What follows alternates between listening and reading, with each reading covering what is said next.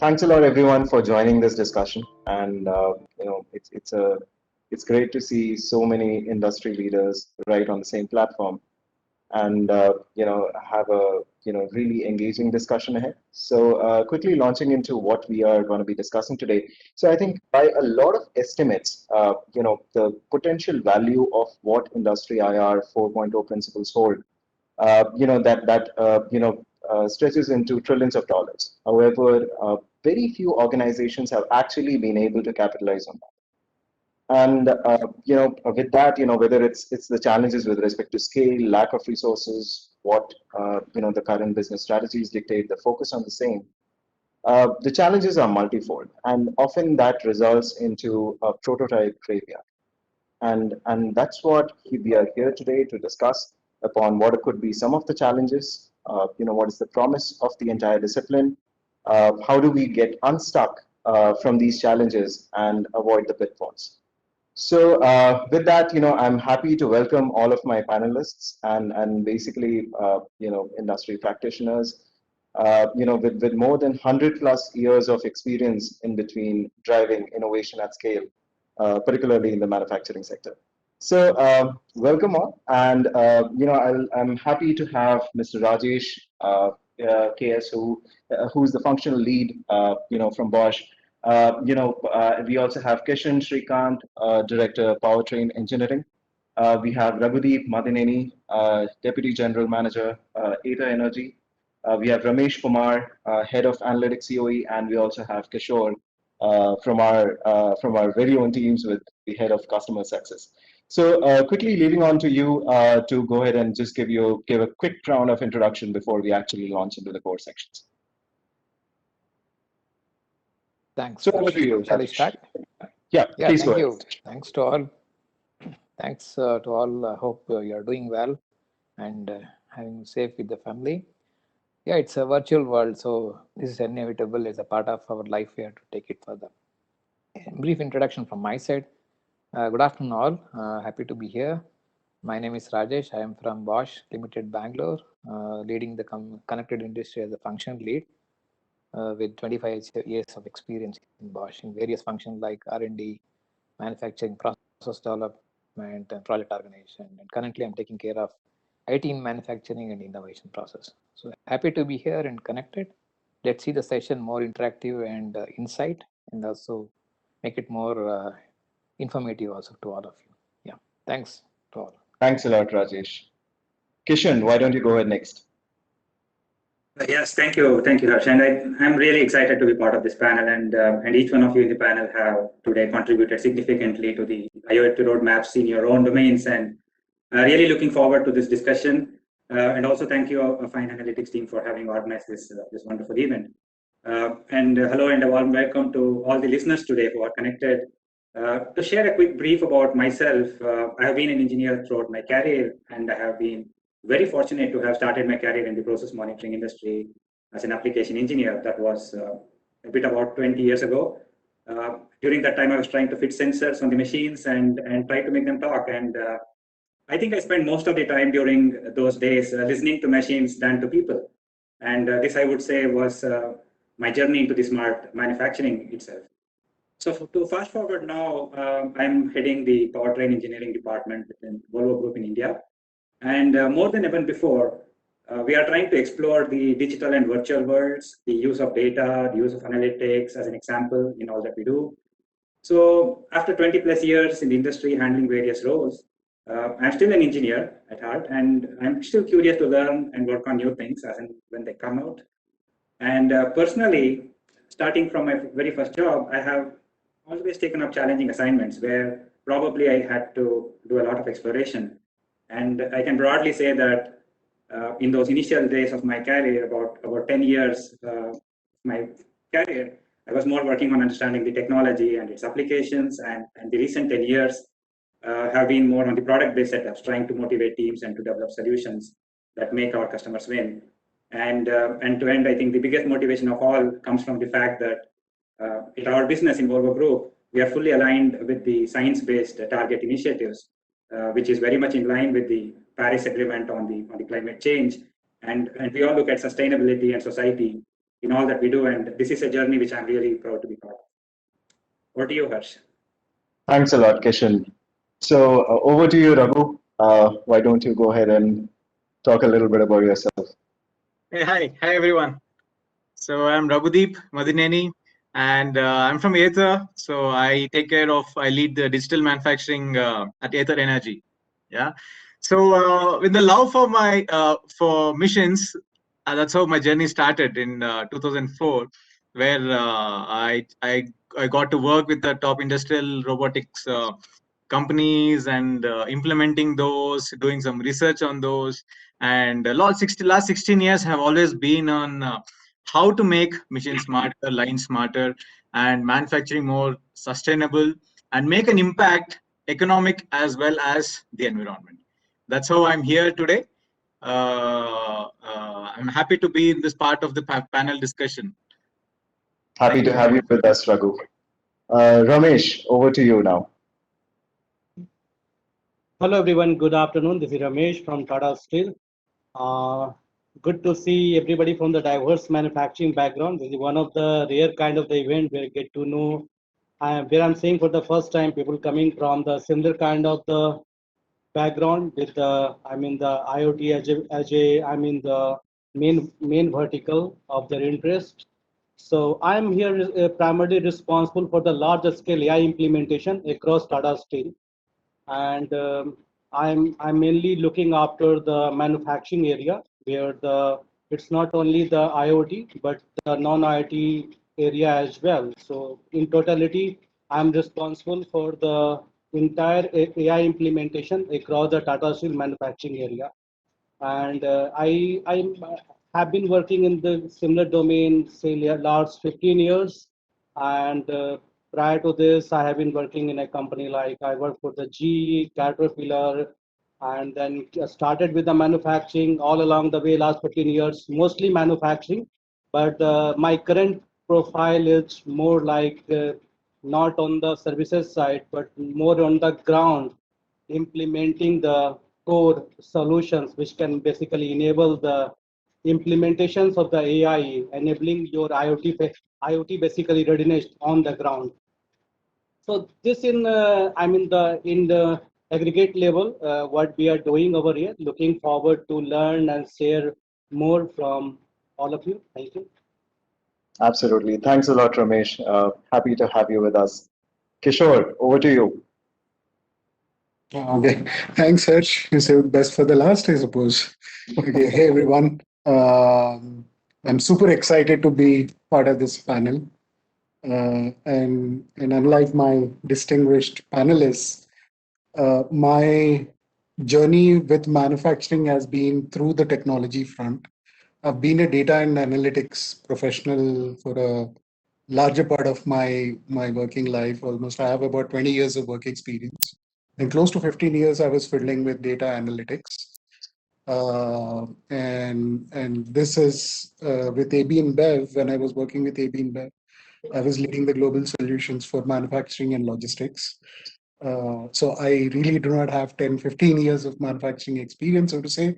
But I've been pretty much very active in the current technology changes, the implementations that are happening, right? How do we think about these solutions from a practitioner mindset when you get into the floor, right? What would happen?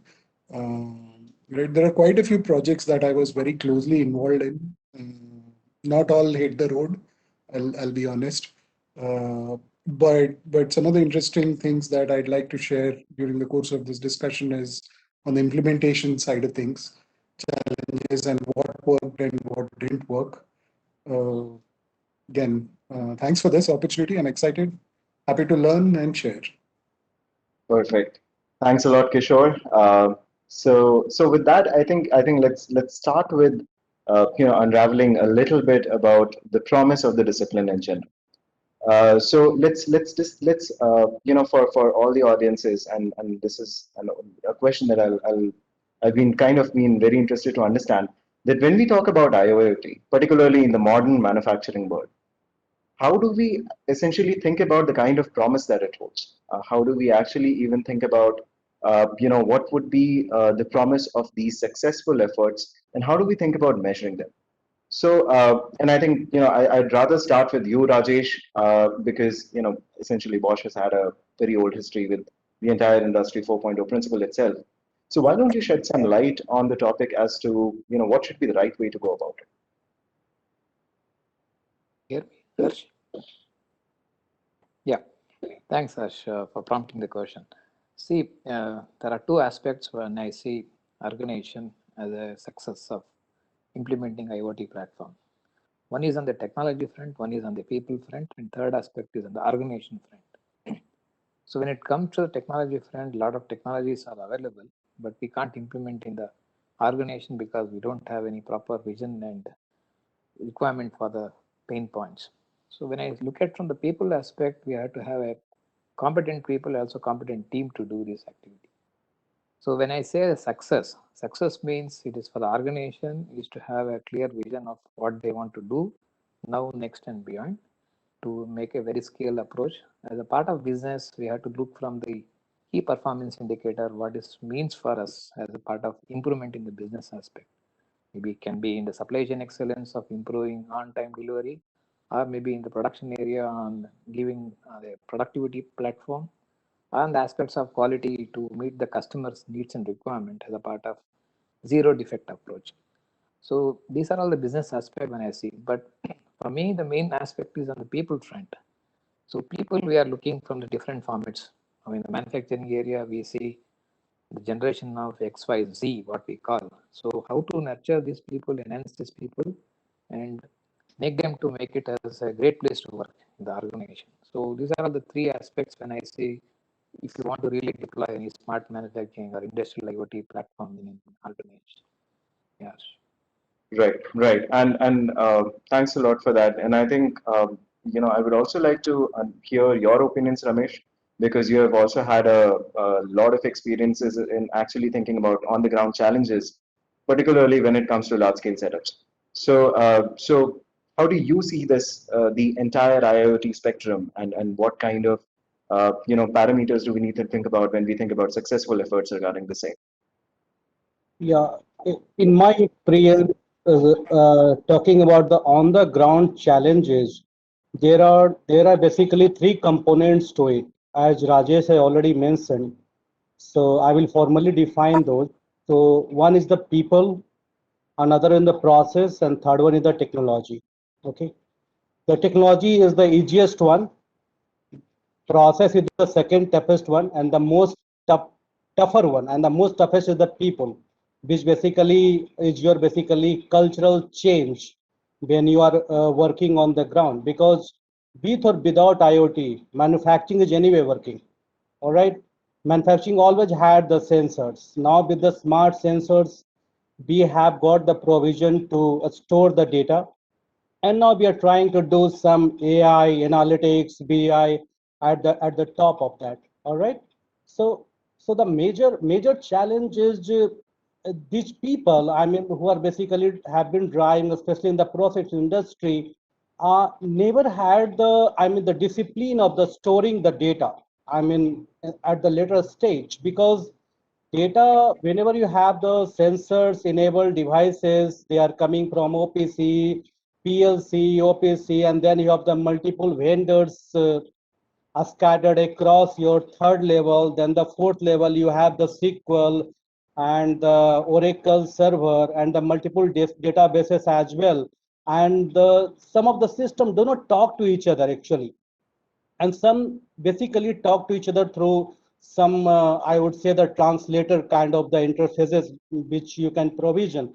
And when you actually go and start working on a huge case, then you get the surprise, because plant generates the reports based on aggregated data. Okay, they do not need to see what's happening in a second, microsecond, or a milliseconds. They would like to see what's happened on a day basis. But when you actually go and start building something on the ground, you will actually need those data at the finer details data. And those finer details data, mostly your eye historian never stores beyond 15 days, 20 days, because for that you need a very large kind of the storage system. right? Right. And when you go with the use cases, maybe you will get a 15 days data, 20 days data. Then you have to wait until you have got the enough history created for you to start working. So I think with the, I mean, there is not a single go, I mean, the go solutions like you create something, then you start working. It's like on the fly. You keep preparing the system. You keep basically developing the system, and you pick up the use cases, and system automatically gets a start basically getting accustomed to the basically a storage, accustomed to the your cloud preparedness, accustomed to the adaptations of the solutions which you implemented on the ground.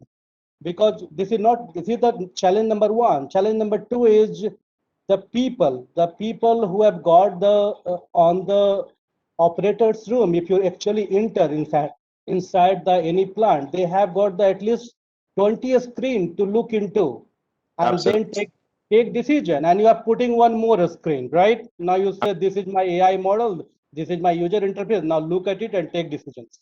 So Right.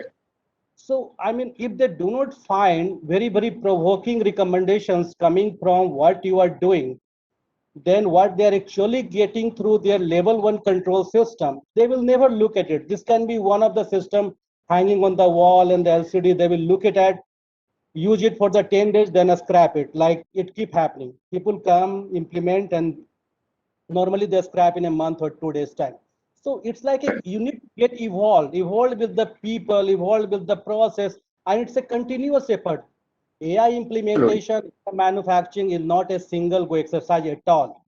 It's a continuous exercise. You have to stay with them, and you have to stay with them 24 by 7, because if you have claimed something and it stops in the mid of the night, you have to correct it. So this is how, I mean, it works. Absolutely, absolutely. And I think, Kishan, I would like to hear your thoughts on it also, because I believe that these are some of the challenges that are very pertinent, and they're very relevant to the day and age we live in. So why don't you tell me something, some of your thoughts on the same topic? Sure, I could do that, and if it can be possible for you, Harsh, to bring on those slides, I could use Let it me to. know. Yeah. Let me know. So while you do that, I can start. And for those of us who are part of the manufacturing industry, I think the technology which enabled us to listen to machines, of course, is not new. But at the same time, many progressive industries which have embraced this, and by that, they were able to gain significant improvements in the productivity and quality of their outputs. Of course, when we add internet to the big scheme of things, the opportunities only gets wider. And if you go to the next slide, we can look at what are the promises and opportunities which we really see in the modern world by use of IoTs in general. So let me start with what we think about our business in Volvo Group, and this will give you a bit of perspective here. And we see that in 2030, just a few years from now, we will be living in a world which is more urbanized than today and which is more connected than today. So we'll be sort of very well connected with each other, and devices will be talking. Kishan, I think we lost you there for a minute. We see models which are sustainable. Kishan, we can't hear you. Sorry. Yeah, now we can. Please go ahead. Okay. Okay. So, okay, well, what we see in the new transport landscape is that we will be having business models which are more sustainable, which are autonomous, made as a service, and tailor-made. And as we move towards this, what we call as the golden age of logistics, Industry 4.0 and IoT for sure plays a big part in the scheme of things. And obviously, there are some broad domains to consider, like predictive maintenance, for example. Who wouldn't want to foresee a failure or interruption before it occurs and then prevent it? We could also talk about energy management. It's fairly obvious, and these could be some of the easy pickings. We could talk about operational efficiencies, if you may like, and what we call as the smart factories or the smart line setups. We could work on smart logistics, and who wouldn't want to reduce logistic costs through effective tracking mechanisms? We can save really about a lot of money in terms of dollars or rupees on logistics. And finally, it's about flexible operations as well. So these are a few, but we can do a lot more about it. And if we think about it a bit more, and if we also think about how we can capitalize all these opportunities, and more importantly, how do we measure the successful of efforts, what we are putting in there, I see there are broadly things which can be put into two things. Firstly, it's about end-to-end total solutions. The digitalization and connectivity makes it possible as to optimize the entire flows. And by that, what I mean is that there is a shift from standardized products to end-to-end solutions, which are tailor-made for all, which are very, very specific and addressing specific industry verticals. We cannot have a one-size-fits-all solution anymore. And if we are serious about efficiency gains, then the solutions also have to be very, very specific. And if we look at the big picture, which is on the left side of your screen, the classical offering represented by the tiny gray triangle in the center, that's no longer providing any value to the customer. And broadly speaking, we need to focus on a couple of things here. We need to connect everything. We need to have more equipment connected and talking to each other. We need to focus on providing solution that helps transform the business. And then when you do these two, then basically you handle gigabytes of data and then turning data into insights, which in turn positively impacts our customers' offering on a regular basis is what we need. And for sure, I see that there are a lot of opportunities, and some of us are already operating in the pink triangle. And definitely, I think people and companies who push harder to be operating in the blue triangle will definitely stand out, which is on the outside there. And finally, if we have to deliver successful installations, we need to think about complete ecosystems. If I move your focus to the symbolic picture of the Earth, which is on the center of the screen, with the title "Everything is Connected," it becomes fairly simple to realize that we need to develop solutions through successful partnerships and alliances. And it's only then we will be able to deliver value to our customers and at a completely new level. Because what I'm not sure is if there was any time at all when men could do everything on their own.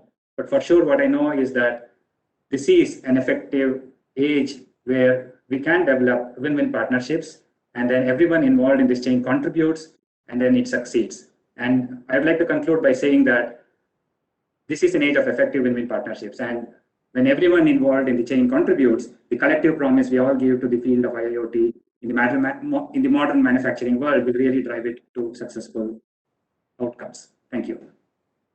Absolutely. Thanks a lot, Kishan, for that. And Raghu, over to you.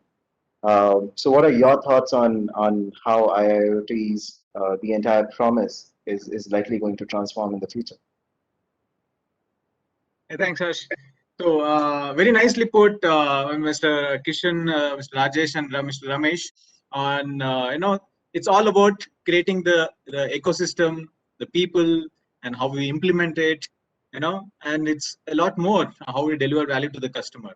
So let's understand this. IoT is not industrial IoT is not an option now. Okay, it has become a need for every manufacturing. Yeah, why is it that in this, especially in this digital age, why is it so important? Because the market is changing rapidly. Okay, and we are adapting to the value proposition continuously.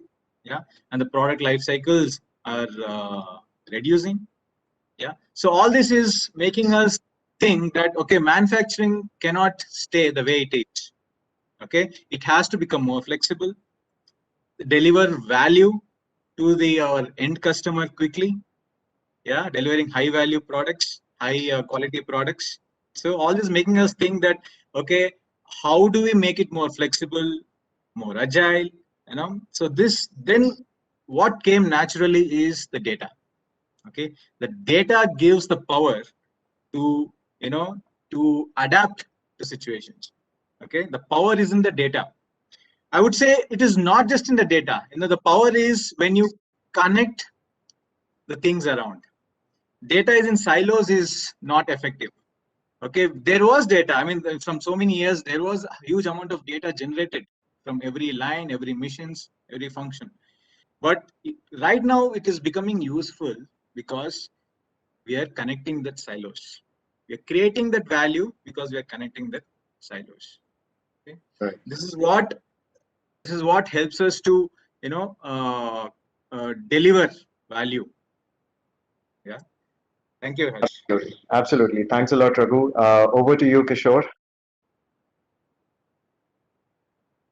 Okay. Again, I guess more or less on all the challenges the panel has already touched, right? When I started digging into this piece, right, these were the known things. So I started looking at some of the factors which could bring them to a common base. Right. And I think there's a sea change happening on that front. Few examples that I'd like to, quote and talk about. There are platforms which are coming both with industry, academia, and players from different sectors forming, a common body where they can write common standards, right? The governance, a unified governance model that could help. Let's build for everyone. These solutions or these problems are common for a guy who's making trucks, for a guy who's selling beer, or for a guy who's making shampoos, for everyone, right? Now, can we have a common standards in terms of building this in such a way that the technology and the solutions can be solved all across? See, OMP is one such platform, open manufacturing platform, which is there, right? You have OFC and unified architecture, which is coming into place. It has been in existence since 2008. This is again, I wasn't personally involved in all of it, but yeah, based on what I read up and what I've been there, the unified architecture piece which is coming in is essentially, which will lay down some ground rules for system integrators, for technology players, for manufacturers, people who are making these parts in such a way that the talking to each other part becomes easy. Right? I'll tell an example where I was involved in one of the very close projects. This is about spare parts optimization. Again, there are a lot of plants between two countries which are very close geographically. We knew that there is an inventory of certain spare parts which was needed for a machinery in a different country. This was post facto. After we dug into the analysis and after a month's time, we figured this out. The only reason we did not know this before was the nomenclature that was used for these parts was different. Had this been a universal nomenclature, right? A nut is a nut is a nut. No matter whether you're sitting in a Mexico, you're sitting in Europe, or you're sitting in India, right? The specifications can be unified. But today, in different geographies and different markets, where you have your manufacturing plants in different places, these are some follow, the MKA system, some follow a different measurement system. These create the unified way of defining it would create something that is easy to talk to. Right? Today morning, I was watching this.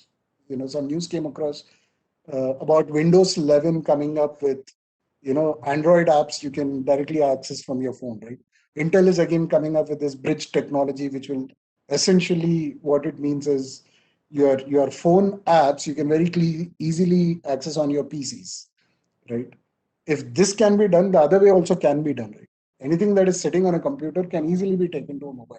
Of course, today we don't have that, but there are companies which are investing money and doing, into the technologies, into the play where they are bringing this level field, right? Another point which I guess got missed is I know it's unfortunate in many different ways, but now I think it's time to also appreciate its benefits in a different way. The COVID I'm talking about, it has really changed how we live, we work, and we do things. I'm missing the name, but one of the panelists already said that today, even when parts are getting manufactured, the manufacturers are also very careful about let's make sure the people who are working there are maintaining social distance. Right? The products, especially the ones that would go into consumption or that would, let's say, people would use, or from a safety standpoint, if you're taking anything, right? So much of technology is getting used by people in their day-to-day lives that it's only a matter of time that even in our work side, in the manufacturing side as well, it will become a norm. So the hesitancy to apply a technology, to use an app, is going down to minimum, right? So I think these are some of the changes that I see: unified architecture, machine, the compute and the storage power per unit costs are like really going down, which is helping. And manufacturing is, again, has always been a powerhouse of all the data that one can think of, right? I mean, one of the interesting points that I heard was, when you want to do IIoT, just go put some sensors and then you are, IIoT enabled. The challenge is not just that, right? The challenge is, how do you get these things out? One, two, how do you get people to start using it? Right, when they're talking about it. So probably I think you do have a point on challenges later on. So I'll talk about an interesting example back then. So over to you, Harsh. Thanks a lot, Kishore. So I think, Kishan, you talked about a connected world, and with a scale like that comes its own challenges. Particularly when we think about modern organizations, particularly in the manufacturing space, how do we ensure that our digital errors don't reflect in the physical world? How do we safeguard the right kind of interests, our interests, so that, in case we are, something goes off with respect to an algorithmic error, how do we ensure that that does not reflect in the larger economics of the system?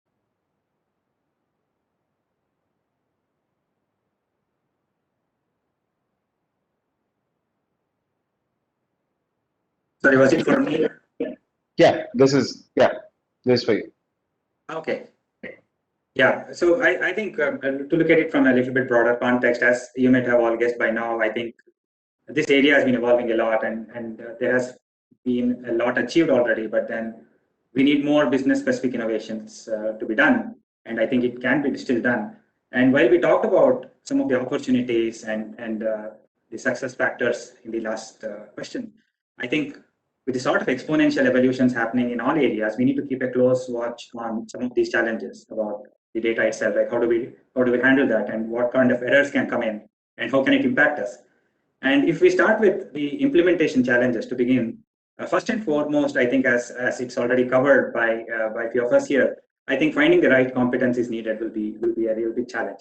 The common challenge for let's say even a large or a medium-sized organization is failing to adequately navigate the digital transformation which any organization must go through actually. And if an organization has to capture the benefits of IIoT, especially at the scale which we are talking about here, it's very important to have a plan across divisions and across function groups. One division or one team pioneering the implementation, let's say, while the other department has a cold feet, doesn't make matter any better, and rather it would lead to confusions. And then we need a solid, competent teams to be set up to design and drive implementation across the organization. Right. So if I look at one of the top risks here for me, I think connected to the digital world again is about cybersecurity, and this sort of stands out for me because based on some of the recent reports I've been following on the web, cybercrime costs the global economy $1.5 trillion every year in terms of economic losses and ransom payments. And we all know that the weak link most of the times are not the systems themselves, but the untrained users, and probably linking back to the competence again. And finally, if we look at the whole IIoT foundation itself in terms of scalability, efficiency, and ROI, I would say there are 4 key implementation challenges one has to consider while we develop any solution. And firstly, it's about scalability and efficiency. What I mean by that is when I'm trying to build a network, I think it requires a careful consideration and design flexibility to achieve the scale. This ranges from the types of devices we want to use, the network designs we want to employ, and also the particular use cases to which we are trying to provide the solution. And to a broader question of whether the industry has the right engineering resource to attack the problem, I think this is something which is the most important thing to look for. The second one here would be, for me, management and connectivity. The technology industry has traditionally been divided into hardware and software solutions, and one side sort of throwing over the solution to the other to complete the system. But then to scale an IIoT platform, the hardware and software must be considered and implemented upfront, because if you don't do that, the long-term resilience and usefulness of the solution itself may not be so optimal. And so we cannot really work in silos also in this case. The third one for me would be about security and social responsibility. This one doesn't really stand out obviously for all of us to see. We talked about cybercrime earlier, but then the resulting chaos and what are the disadvantages of that. And while the advantages of what a connected world can do for people and businesses still vastly outweigh the threats it can bring in. And so the businesses must ensure that they can maintain the trust in the system. And to do this, the businesses must act collectively. We cannot have pockets of teams working on some things and then doing some things discreetly.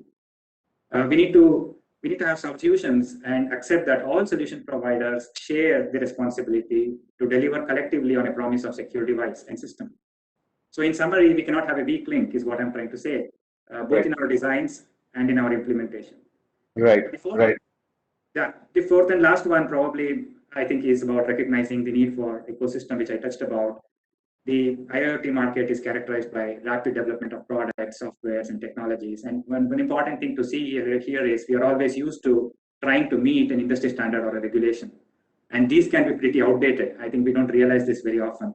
We will be unable to catch up on the breakneck innovations happening on these areas. So regulations will be a bit behind the technology evolutions, and technology vendors must be proactive in their efforts to ensure the interoperability of the technologies ahead of those regulations. And finally, if I have to conclude by saying that perhaps the biggest challenge is about failing to define a commercially viable business model. And we need to clearly define the use case, capture the business requirements, and address the problem to be solved. Because even the best IoT system, which is designed using the best technologies and the best hardwares, without a customer's problem statement at the center, is definitely not going to succeed. Right, right. Thank you. Thanks a lot, Kishan. Kishore, what are your thoughts on that? No, I think Kishan gave it a very nice, I would say, flow and the structure to it in terms of the points. But we rolled out. I was part of two projects. Okay, one where we thought we got all the checkboxes ticked in terms of making sure we know the technology aspects that were there. The security side of it is taken care of, different certifications, so on and so forth. The intelligence that is getting built from the data is already there, right? But it didn't fly. The solution didn't fly. The one that so this is about a telematics solution that we did for a couple of breweries in US. Right. So when the beer goes into the fillers, there's a temperature that it needs to be maintained at a particular temperature, and if it goes above certain level, then the alarm bells start to ring. It'll basically spoil the beer, so you shouldn't do it at that. The solution was very good. It was all coming in through, but we just couldn't implement it because later on we realized that the guys who were actually operating in the brewery, they needed the story to be told in a different way. Right. Right. The same thing when we did next time, we had two start points. One is when you're building about your data coming from, those are all challenges that exist. I think even Ramesh sir very clearly said, you have all different problems, but people is the biggest problem. So we started off with two starting points. One is in the back end where you're thinking about your technology, your data, your databases, your security, IT, OT convergence. Can we build some connectors to get everything to common place and all of it is one part. The other starting point for you for a successful implementation should be people who are using that intelligence to make a decision. How are they making the decisions today? Easy like, sensing it. Some people make decisions by smell, that. I mean, when they're operating, the smell changes, the operators are so good. They say, hey, something is wrong. Some people make it from sound. They are hearing the vibrations and all of it. This doesn't sound right. On the ground floor, on the shop floor, a lot of heuristics go into the decision making of the people who are operating these things. Unless and until you're talking of a dark factory where no human is involved and all of it, I think we are a few years away from it. So where we started off there was, with those people and giving them a simple, user-friendly front end first, right? So they are not exposed to initially, normally when we talk about these projects, I think one of the mistakes or let's say, at least the lesson that I learned is to go talk to them and tell them, we are going to do this, we are going to build that intelligence, I'll put this algorithm. It's not going to fly. No.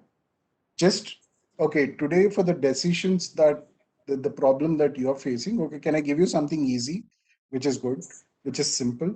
Now the idea to change behavior or change the decision making process, it is on the top of it and behind it, start building intelligence and dope it up from the back end, right? Right. So where the intelligence keeps coming up, and when the person who's making the decisions, he slowly changes his behavior in terms of how they are making the decisions, right? That's how you can get to a very good implementation. So this was the lesson learned in the first. In the second project, when we did this, we had a huge success, right? The adaptation of whatever solutions that we're building was much high. Nonetheless, all the challenges that panelists talked about, right? Your security, your connectivity. I know, I mean, for a couple of seconds we lost Kishan and we were feeling, hey, what's happening? So connectivity is super important, right? All these are, they exist, right? I mean, Right. another thought I'd like to table to the panelists and anyone is, see, security concern is there even in the normal world for us. We're not safe, are we? Right? It's always there. But especially when it comes to IIoT or anything new, there is a natural tendency for people to go frenzy about it. I think the idea or the think tanks or industry leaders or forums or governing bodies should start looking at it. Okay, if it's there, let's agree and let's start to work towards a solution on that. It's not there, right? It's a proven point that especially for India, right, the number of radiologists in India are very less compared to what we need, right? There are enough players in the industry, enough solutions in the industry where an AI algorithm can read an X-ray more accurately than a radiologist, right? But our ability to accept a mistake from a human radiologist is way higher compared to an algorithm's error getting accepted. So I think, in my opinion, over a period of time, even these things will mellow down in the psychological way part of it. Technology is also developing. Obviously, it's getting there, and people will also learn, how do I change the decision making that happens, and whatever be the point of that, if that they take as one of the another starting points, along with the starting points of, okay, let me put sensors, let me get data, let me build models and all of it. I think we'll get the changes will come much more sooner than than we think. Right. Right. Thanks a lot, Kishore. So I think very valid point. I would rather want to hear Rajesh. What are your thoughts on the kind of risks that can possibly come in, and what could modern organizations do to safeguard their interests? And given that Bosch has had a very interesting history with the entire paradigm itself. So over to you. Yeah. I also subscribe to the panelists. Some of the thoughts like data security. So in one of the principles, as we call the guiding principles for connected industry in Bosch, data security has been taken at the highest level of secured our network. Basically, we call that means whatever we connect, either in office area, of course, it has been taken care with some patch files, updates. But in the manufacturing area, we define in a different level of zones we call. So secured layer is where we see a core data we have to transfer from the secure area of core manufacturing and to the services wherever we come across the service layers. So before I go into the challenges, there is one, I think one of the panelists also mentioned. So I have to say that whenever we want to connect, before we connect machine to machine, people should connect to each other. That means that is the fundamental of understanding each other. Then only we can create, co-create, collaborate, whatever we say. But basically, this is the base for us for success. And base for success is understanding each other and their own way of technology and their own way of understanding the psychology part. Technology is machine we can connect with the use of services. So unless if you come with a very clear understanding between each other, then we can create a success story. That is one of the risks we have seen as a practitioner in the plant, acceptance and working together is one of the risks. The second part is we are gradually shifting as a mindset change. Definitely it will happen because this is the need of the hour to shift our manufacturing from the conventional way what we see to the futuristic layer of manufacturing.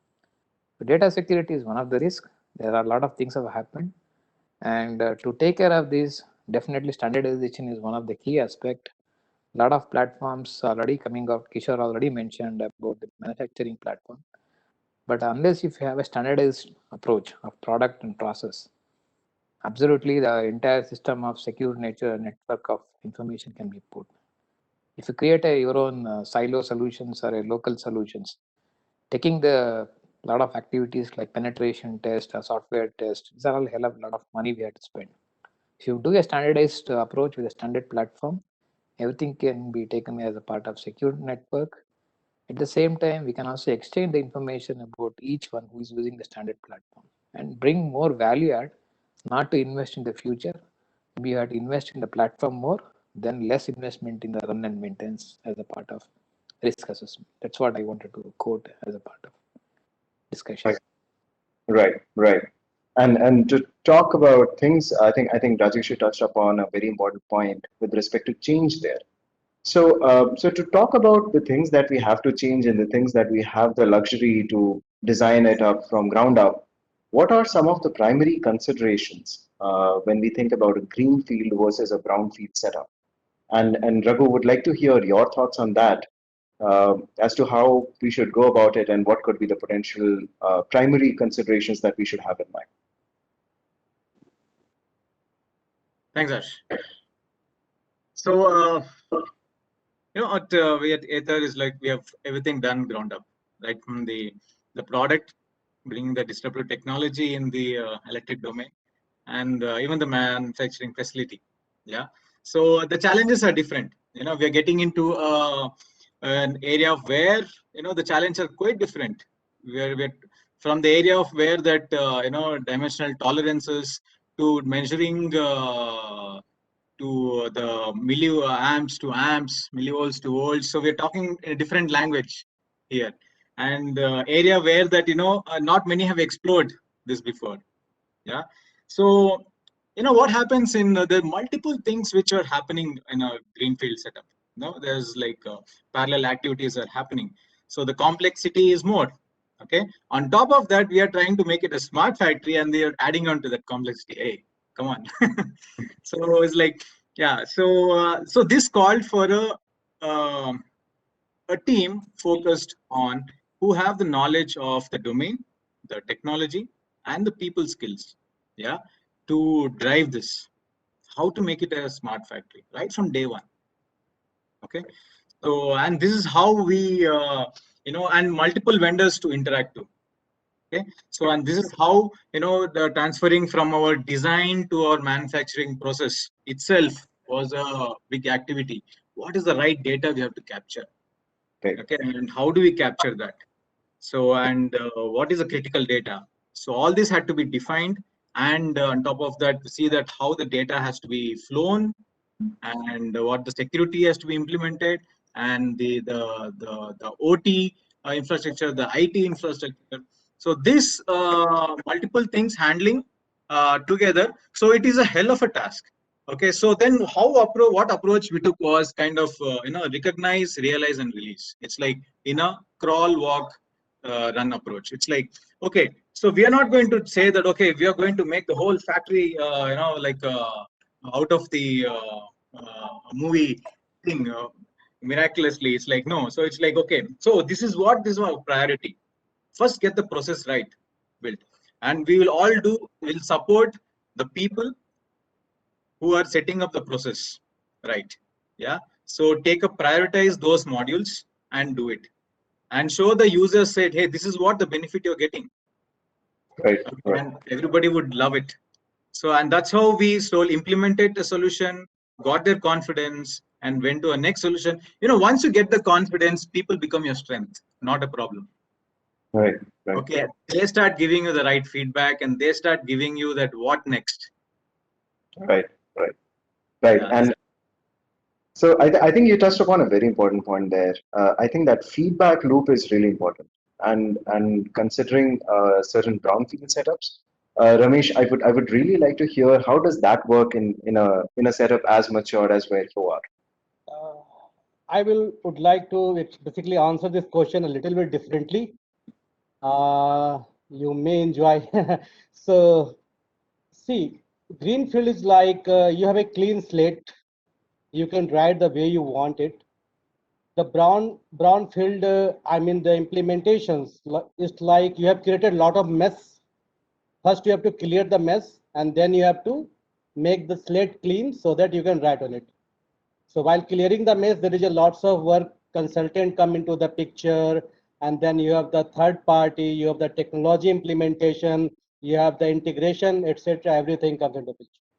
So the change management is, I would say, this manifold easier in greenfield implementation comparing with your brownfield. Okay, because the brownfield people are already adapted to a particular IT system, multiple fold of the IT system, and this thing evolved over the period of the time. A company which is 50, 60, 70 years old, computer came long back. Since then, multiple generations of the IT system, they keep on evolving as the progress made and multiple people took multiple decisions. And now somebody coming after 30, 40 years to implement AI, he finds some of the things are connected, some of the things are not connected. And then basically when you are getting into the IT implementation or implementation of something like AI, the management asks you, give me the ROI. Okay, you give a code and they expect a ROI. So basically an ROI is nothing but how you can move the KPI. Correct? Moving the KPI in already not a very clear IT landscape is a very difficult task. You will at least lose first 2-3 cycles very obviously. Nobody did that. Let me tell you very frankly. Even the big four didn't do that. So first 2-3 cycles you will basically learn, clean the stuff, make your ground labeled, then you start building over it. So that also a company also understand this is, you can't do anything in a single go. Where in the greenfield project, it's pretty much systematic. I mean, at least you understand the IT landscape, architecture. It's pretty much streamlined. And if we compare ourselves, the plant which erected recently, then the plant which is like, say 60, 70 years old, there is a huge difference in the IT implementations. And even, I mean, with the best of the effort, you will not get the total visibility, what is happening across the spectrum. So that is the main challenge which I see right now. Okay. And then apart from this, I mean, you can say that in a typical brownfield implementations, you have a set of the equipment or the asset where basically you are lacking the operational visibility and the awareness into what's going on.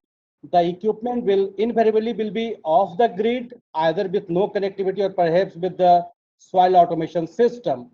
So I mean, your majority of the time you will be basically correcting the things in around the periphery rather than focusing on what exactly you are supposed to do, because you are not given the task to streamline the entire plant. You are given a very small job. So but the thing is, everything have a cascading effect. If you are not having the things proper at the bottom, what you can do if you are doing something at the application layer, we are trying to build some model. So there lies couple of the challenges, and I think it takes time. It takes time. I mean, change management is the key when you're comparing both the setup, and it you get the experience when you basically get involved with the process, people, and etc. Right, right.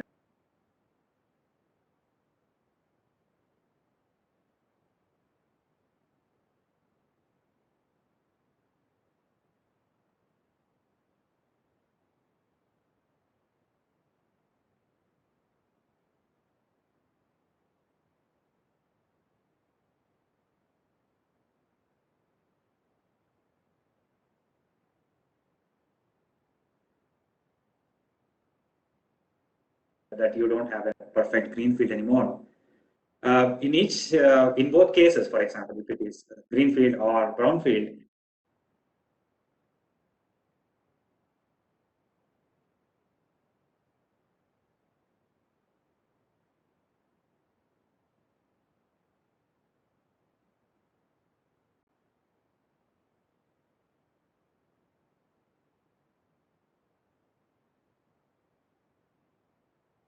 is to monitor the critical information in real time.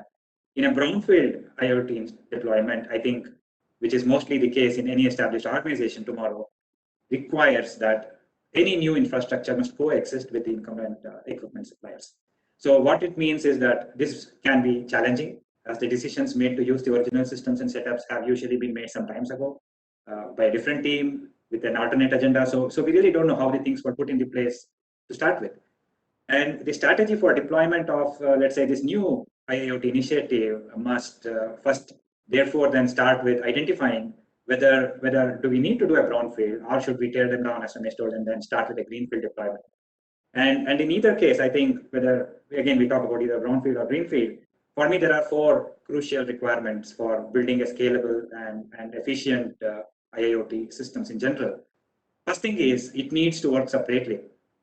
The different components of an IoT solution must be able to function independently, so much so they should also be able to manage independently. And if these individual components needs to be periodically replaced or updated or whatever, you can, while you do that, you don't interrupt or reduce the functionality or the effectiveness of the complete hive of devices which you have in your organization.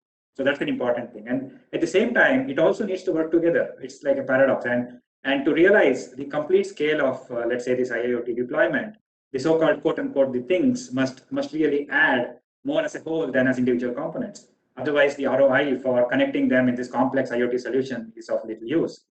And they must communicate with each other and with the cloud, and to make the best out of all that we have with the collected data there. Thirdly, any IoT solution needs to leverage automation.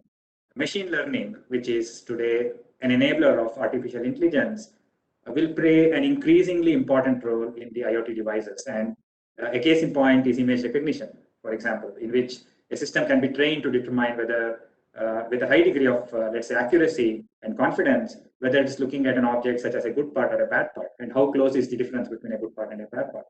So currently, most of these systems also rely on data transmitted to the cloud and then getting back the feedback. But these days, even if you look at it, some image recognition algorithms are simple enough that it can be handled at the camera itself. You don't need to interact every time with the cloud. So this capability sort of reduces the latency, it improves the communication bandwidth, it also improves the privacy. So a lot of advantages you can get out of differently looking at the same problem. And finally, what I can conclude by saying is that whatever we do, it needs to work resiliently, securely, and safely. Security requires heightened focus to protect against both the known and the unknown threats. And how do we do this? And one of the solutions could be to make end users do much less of work in the security chain, which means try to make this as a black boxes, make it invisible for people as part of their daily routines. Right. I think very valid points, Kishan, and that kind of brings me to another question. That what are, when we think about bringing, like Kishan, I think you just mentioned that a lot of the manufacturing plants would have to come online, right? And they could either be plants which are still not developed yet. We may have greenfield setups. We may have setups which have been going on for years and would like to go on to the next stage of maturity. So when we think about these emerging technologies, what kind of partners are ideally required in order to buttress this movement? And particularly thinking about an ideal IIoT transformation in a mod age. So Kishore, what do you think about that? It's interesting, right? That to enable this transformation, if you're thinking about a partner, for example, I was part of the digital twin project, that we did at IB InBev when I was there. We partnered with Microsoft there. It's a common known news, so sharing it. So few things that we looked at whenever we partner with either a technology partner, right, or the person who's building the solutions. or for ourselves, when you think about what are the areas that should I go after for my IoT implementation, the factors that come to your mind, or typically what you go, Rajesh said, I think he already mentioned about it. There needs to be money on the table. Right. You don't want to solve something where either you're not making more money or you're not saving any costs. You don't want to invest over there. Right? The solution must be a glass box solution. You cannot have a black box solution. Any partner who's bringing in a technology or an algorithm or saying that intelligence is cool and all of it, but if you don't make it a glass box solution, it's not going to fly. It doesn't help. It needs to be a glass box solution. Third, it should have explainability within it, right? So it can't be, just a correlated event kind of telling you, okay, this has happened at the same time this happened, so that's why these two are happening. No, people are not going to buy it, right? For IoT implementation, or then this data comes in. See, predictive maintenance is one big area, where the applications are huge, because anyone who's running a shop, no matter what they are manufacturing, they're always thinking about RUL, which is your remaining useful life of your asset, which is a machine that is running, right? The typical metrics that you look at are MTTR, mean time to repair, and mean time between failures. So basically, these two tell how reliable a asset is for us, a machine is for us, right? So what do I do, or when do I do? If there is a way that I can know in advance that something is going to fail somewhere, I can think of the needed remedy for it. Should I call the the maintenance guy? Should I order some spare parts? What do I do? Right, the predictive maintenance part of it, which is there, right? So the IIoT solutions should help in any of these algorithms, giving those triggers much ahead in advance, right? As soon as possible. Of course, it can't be like, you can't get it. The machine algorithm, I mean, right. They pick up the underlying data patterns, provided the data starts coming in, right? When you start to get it out there, and implementation takes times. That goes without saying. Fourth area is, which everyone is concerned about, is your employee safety. People who are working on the shop floor, right? They are the most important people for you in terms of ensuring that they are completely safe. The environment is very loud. It's difficult to work in that situation, and especially these days, right, when it is prone to so many other different things. So your employee safety becomes a key factor, and if we could have any solutions or the sensors which could check a body temperature or the temperature zone moving object entering into different any of the not so safe areas within a manufacturing setup, alarms or trigger bells going on, or if you can connect that person's mobile, and they would, I mean, we all carry our mobiles. Of course, in some places it's not allowed within the factory, but normally people have it on them. So can we have a trigger point, which his own mobile starts to make sound instead of a generic sound, which is there, starts to vibrate or something.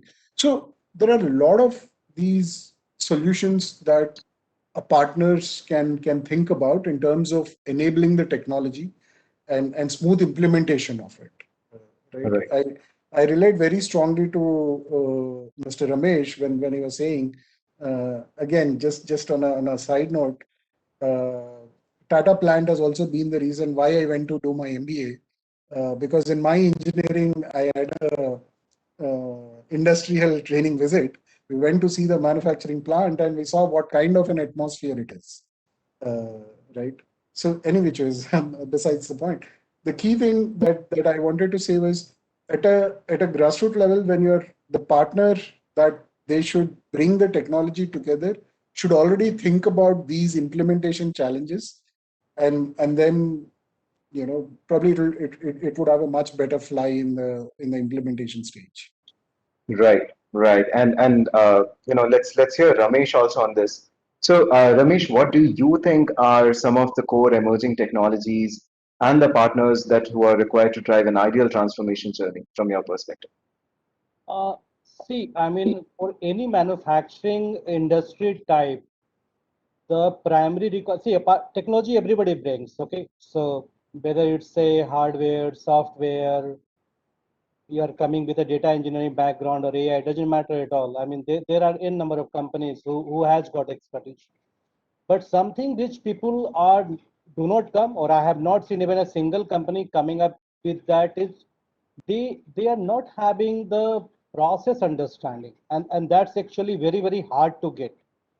I would say it's really impractical expectation from my side if I say that somebody should know the integrated steel plant, how does it work, from a guy who knows like how to build a model, because model build. But the thing is, if you do not know the processes, and if you are not aware of the tax means the basically the kind of the parameter which you are drawing from the Right. machine, and Yeah. some of things are actually do not go the way statistics works at all. It goes sometimes it goes totally 180-degree opposite. You're Okay, right. your collection says something, and actually the process, the way process is designed, and the process behaves with the different types of the scenario and the production regime, it will differ a lot, huge difference.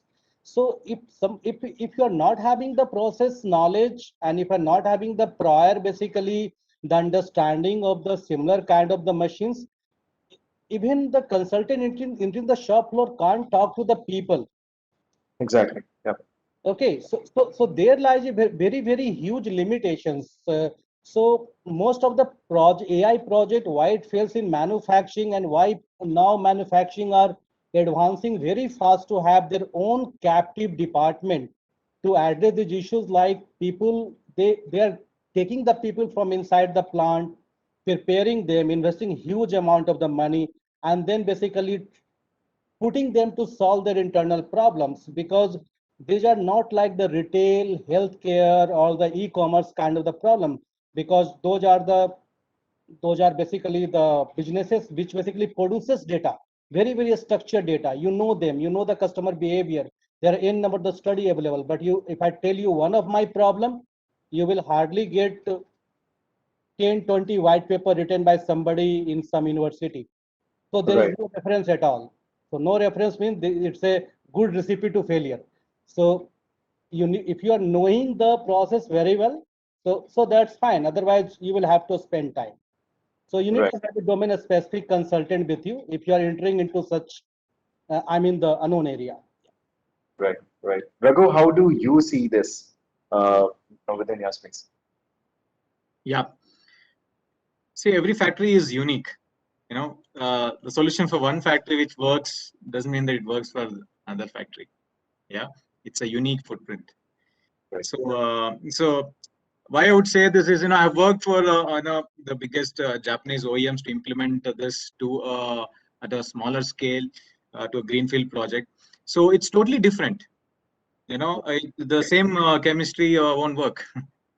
It changes. So what I stress is having a complete internal understanding. It's like the internal team should understand what they really want. Okay, right from they should also have the knowledge of the technology of what's happening. Otherwise what will happen is we are just keep listening to the jargons. Right. Yeah. Right. So this is one point where I would say. Then the second thing is, when you say technology, that there are different things. It's like, there's the web, the cloud, that computing, the API, smart devices, the data acquisition protocols. There's n number of things which happens. Yeah.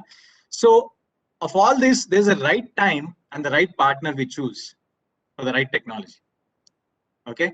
It's Right. like one person does not fit for all. Right. Like At all. how we blend this and integrate this to have a seamless functionality.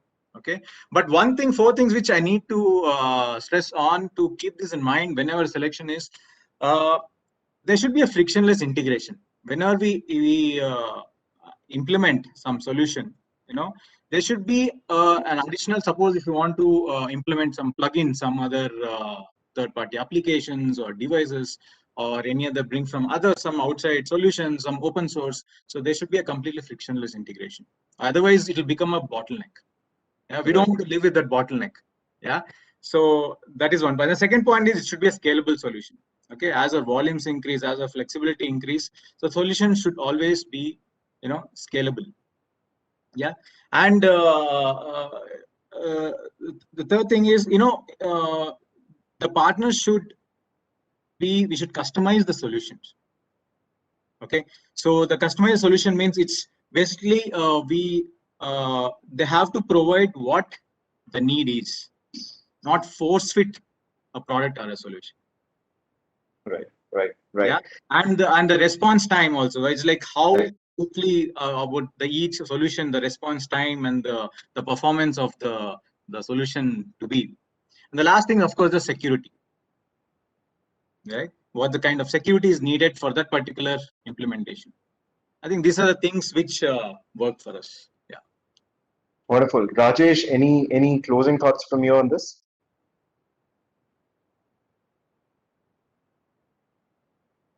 I think more or less covered by all the panelists. One part is whenever any development of any solution, I think they had to come from the user side. That means what user wants. Like as Ramesh was mentioning, and also Raghu was mentioning, the user is our key stakeholders of our solution. The entire technology provider, it depends on the user acceptance finally. And user acceptance comes with a different format. Maybe we can't meet all their wish list. Maybe we can meet at a certain level of 70 to 80% of their wish list, maybe taking the consideration of scale and standard solution. So if a technology provider understands the user requirement, maybe as mentioned by domain expert, we call the person who is having well expertise in the manufacturing area, who knows process end to end, and also the worked in some short time in the shop floor, can be the best part of taking their user experience input to build a solution. If I go in the other side, like I have a solution, you take this, maybe you can do I can say verification, validation test with one of the user and take their feedback for improvement of your product. Maybe it is a cloud service or a self-service or whatever the solution we offer on a different platform. Without user acceptance, we can't create a success story or a use case to make a business case of any organization.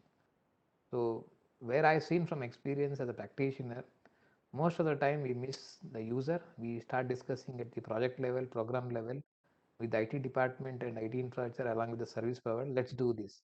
But when I go and give this to my end user, can be an operator in the shop floor or a supervisor, he may say, this is not my current practice. My current practice is better than your practice. Right. And always I used to tell them, discarding the old things and bringing the new things is always a change, and change has to come with like a attractive things. That means we have to provide them a very good attractive model, or like how kids used to take the toys to use it. Something we have to create that type of environment whenever really want to pitch in for more success stories in the IoT platform, especially from the technology provider, I can say, whether it is connectivity or maybe an analytics platform or a visualization platform. But you have to come from the user acceptance and build the user stories. Then only the stories can be created with more success. That's what I would like to say, Harsh. Right. Thanks a lot, Rajesh. And I think that kind of brings us to the Q&A round. I think our chats have been pretty alive with the questions that have been polling in.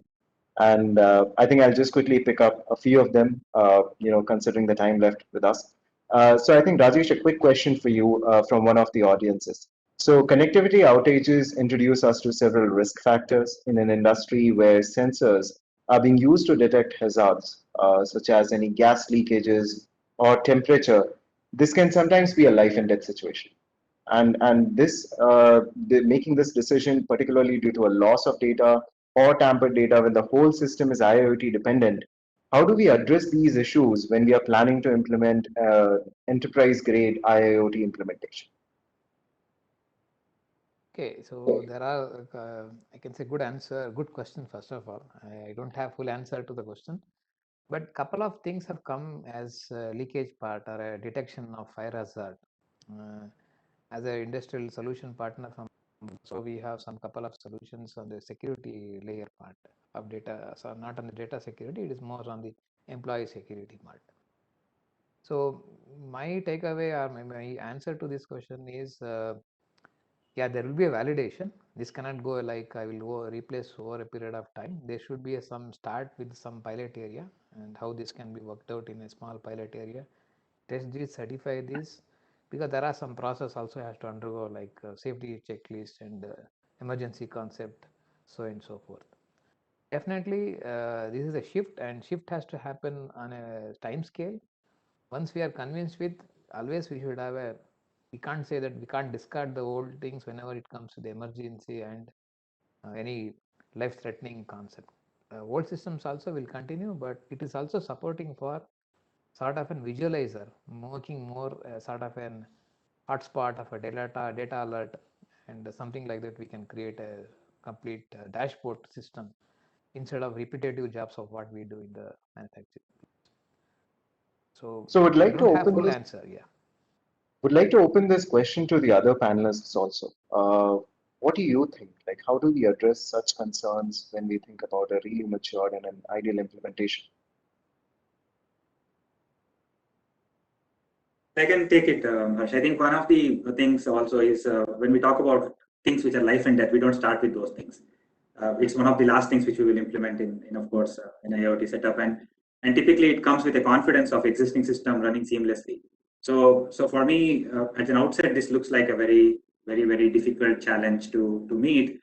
But then when things are working day in and day out with let's say 99 or 100% accuracy, then we can start or make an attempt to sort of implement such things on the situations leading to life and death. But I don't think we should definitely start with such initiatives when we are planning to implement an IoT in an organization. Right. That brings me to the next question. I think this is directed to you. What can one look forward to, particularly in the IoT analytics space? With respect to new trends, technologies, advances, etc.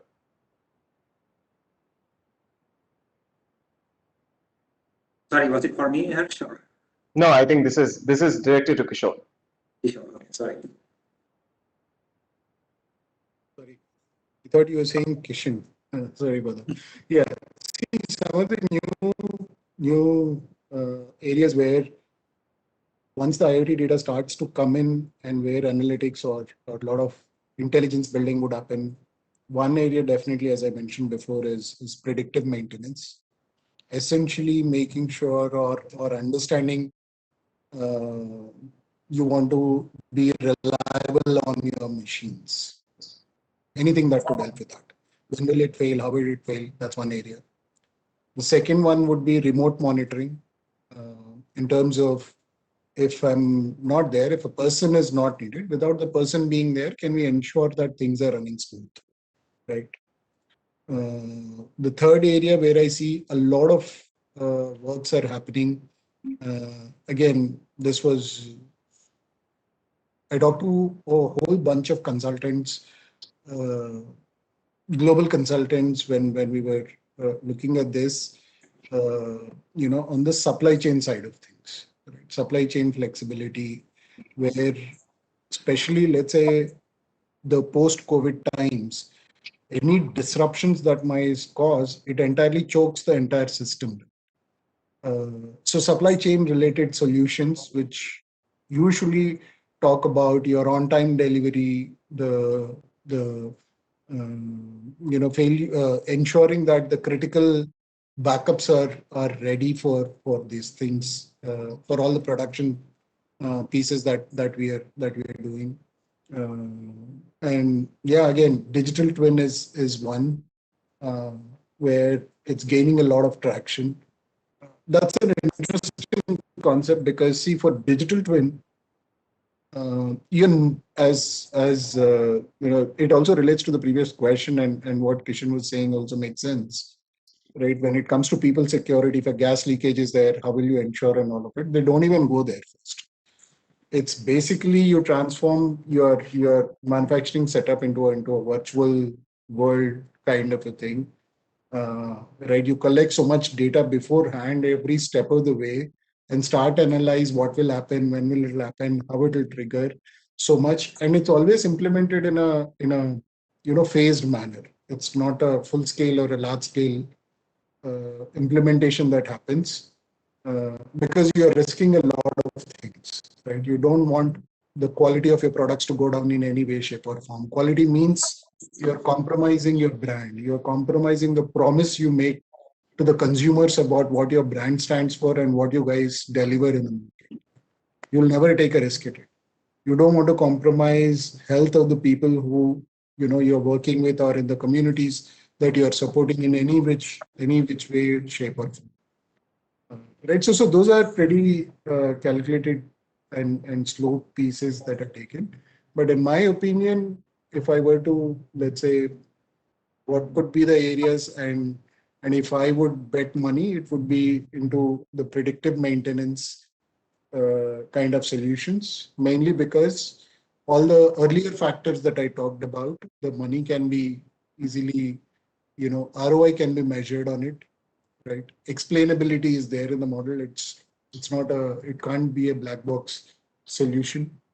To the point that Raghu mentioned, right? People should be able to, understand a glass box or the solution part of it itself when you are taking it into implementation side of things. So these check.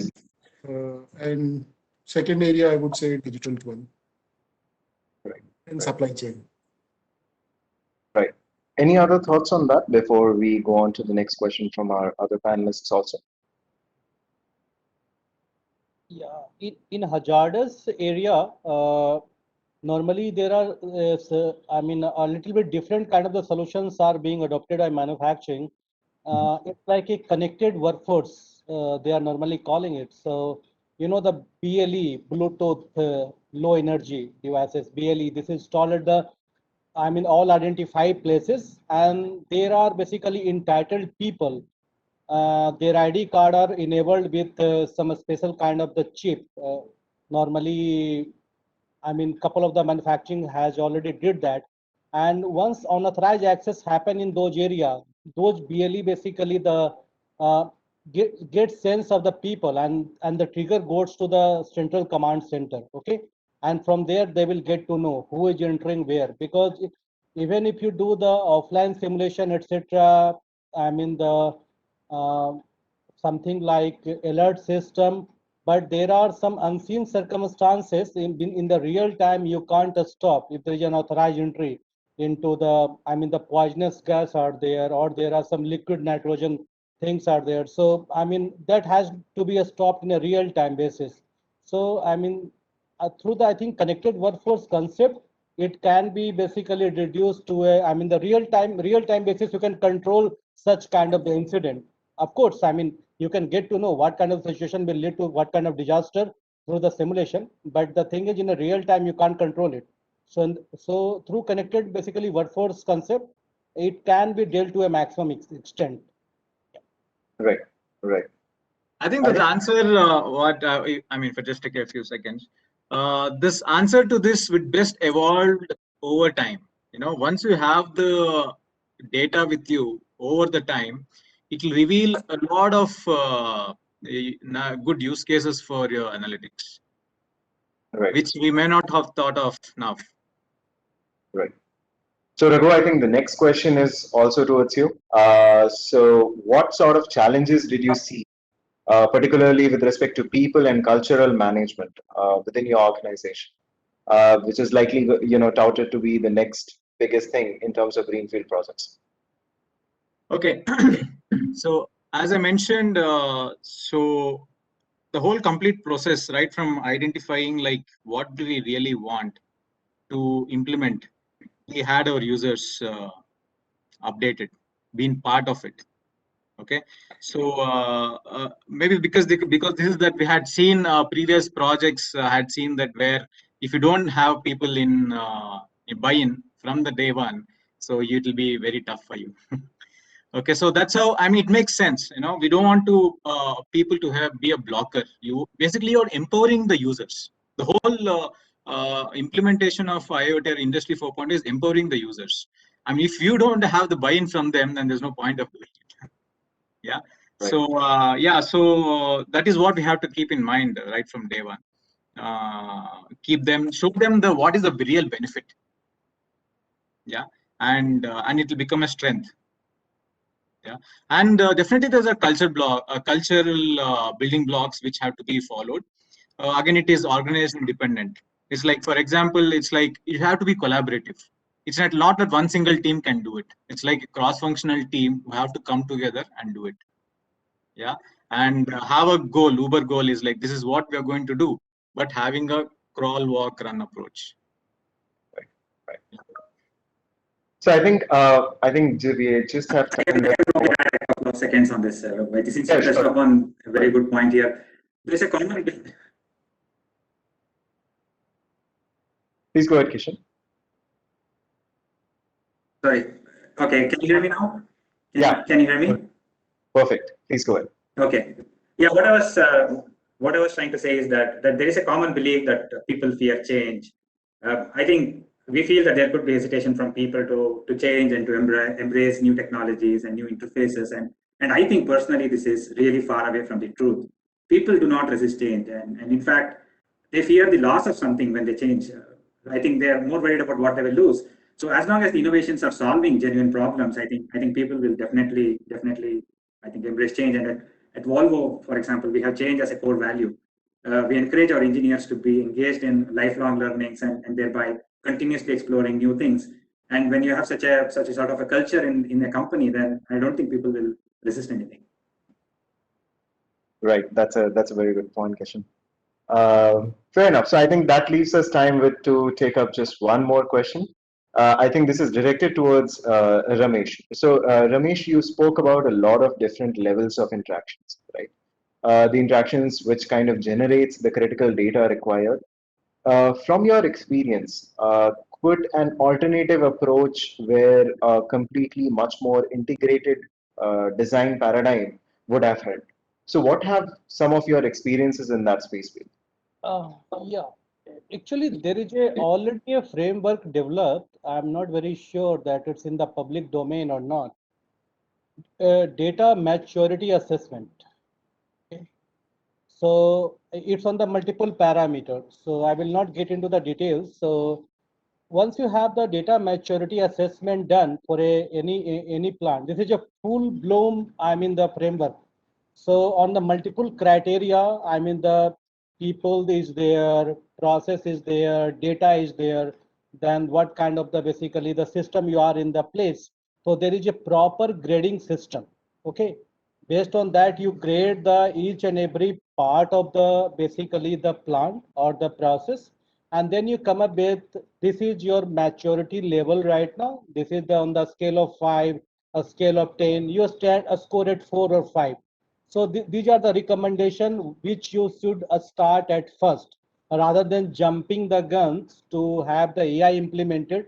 Why don't you streamline your data integration? Why don't you work on the basically the data governance layer kind of the thing, right? And even if you are not having the centralization done, there is no point, the talking about the having the digital twin in the place or having the recommendation system in the place. So have a data maturity assessment. It takes time. In a medium to large size of the plant, it will at least take 1.5 year of the time. And then you have an integrated data governance system. And the second one is easier to do, because once you have the assessment done, you know where lies what. Then you have one layer of the data governance system, which will basically maybe at the top of your iHistorian, maybe at the top of your PLC, depending upon what kind of the requirement you have floated to the management. Otherwise, you can also put it after your Oracle or the SQL server as well. So these are the basically two layers. You can elaborate in a full-blown architectural kind of the format if you want. So these two are something which comes to the mind straight, which I can recommend. Okay. Right. So I think that leaves us with just one more minute. So I would probably thank all of our esteemed panelists to make time for this discussion. Honestly, for me, it has been really an enriching experience. Opening up the floor for any closing thoughts from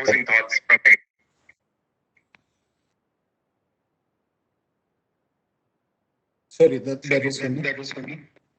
No, I think that's basically I'm just opening up the discussion to everyone with if there was any closing thoughts that you guys would like to share with us. Yeah, I can take a first. Great discussion. We thoroughly enjoyed all the points. Kishore, I think Sorry. yeah, I think we can hear you now. Yeah, I said I thoroughly enjoyed the conversation. It was great listening to all the panelists, hearing about some of the projects that they were involved in, the security aspects and concerns. That's there. Yeah, thanks for organizing such it well as well. Happy Friday. Thanks a lot, everyone. Thanks a lot for joining us and making this discussion really successful. And a big shout out to our audiences as well. The questions have been coming in left, right, and center. But I'm so sorry that we couldn't take up all of them. But it was great to see the kind of interaction between the panelists and the audiences as well. So thanks a lot, everyone, for your time, and wishing a good weekend to all of you.